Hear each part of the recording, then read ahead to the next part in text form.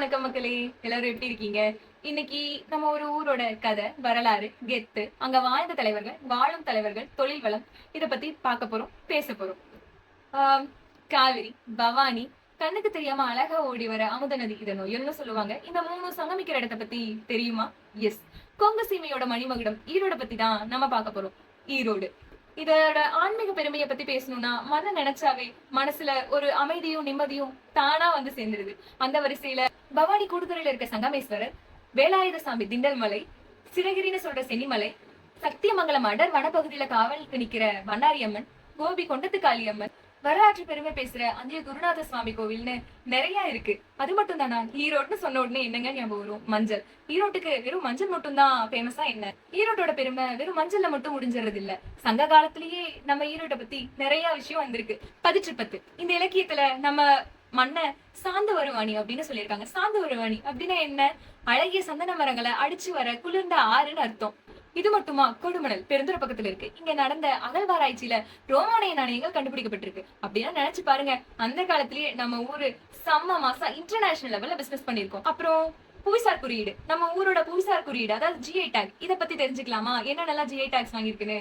ஈரோடு மஞ்சள் ஆப்வியஸ்லி எல்லாத்துக்கும் தெரியும். அடுத்தது பவானி ஜமக்காலம், அப்புறம் கவுந்தப்பாடி நாட்டு சர்க்கரை. இந்த மாதிரி நம்ம ஊரோட பிராண்ட் எல்லாமே வேர்ல்டு ஃபேமஸ் தான். சரி, நிலத்தையும் வளத்தையும் பத்தி பேசிட்டோம். நம்ம ஊரோட பெருமையை அங்க வாழ்ந்த மனுஷங்களை பத்தி பேசுறது தானே.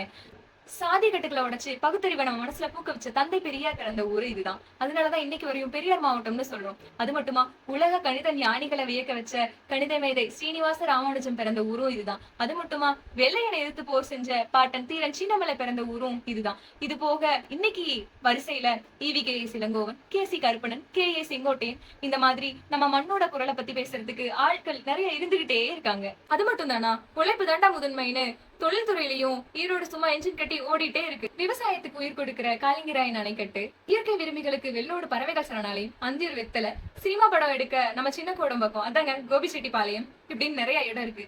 அப்படியே நம்ம இந்த பக்கம் தொழில் வளர்ச்சி பக்கம் வந்தோம்னா எண்ணில் அடங்கா கணக்குகள் இருக்குங்க. மில்கி மிஸ்ட், ஆவின், அக்னி ஸ்டீல்ஸ், SKM குழுமம், சக்தி மசாலா, பண்ணாரி அம்மன் குழுமம், நிறைய இருக்கு. இப்ப வரைக்கும் நம்ம ஈரோடு தமிழ்நாட்டோட பொருளாதாரத்தையே தாங்கி பிடிச்சிட்டு இருக்கு நம்ம ஊரு. இது எல்லாத்தையும் விட ஈரோட்டோட ஆகப்பெரிய அழகே நம்ம பேசுற பாஷை தான். கொங்கு தமிழ். கொஞ்சம் தமிழாச்சே இன்பமா தான் இருக்கும். வந்தார வாழ வச்ச ஊரு. உண்மைக்கும் உழைப்புக்கும் உயர்வுக்கும் என்னைக்குமே பேர் சொல்ற ஊரு. நமக்கெல்லாம் உபசரிப்பும் உழைப்பும் நம்ம ரத்தத்திலேயே ஊறி இருக்கு. ஆன்மீகம், வரலாறு, தொழில் வளம், இயற்கை, அரசியல் அப்படின்னு நம்ம ஊரை பெருமைய பேசிக்கிட்டே போலாம். என் தாய் மண்ணோட பெருமையை உங்களோட பகிர்ந்துகிட்டதுல எனக்கு ரொம்ப மகிழ்ச்சி. வாய்ப்புக்கு நன்றி. மீண்டும் அடுத்த அத்தியாயத்தில் உங்கள் நான் பார்கவி சண்முகம்.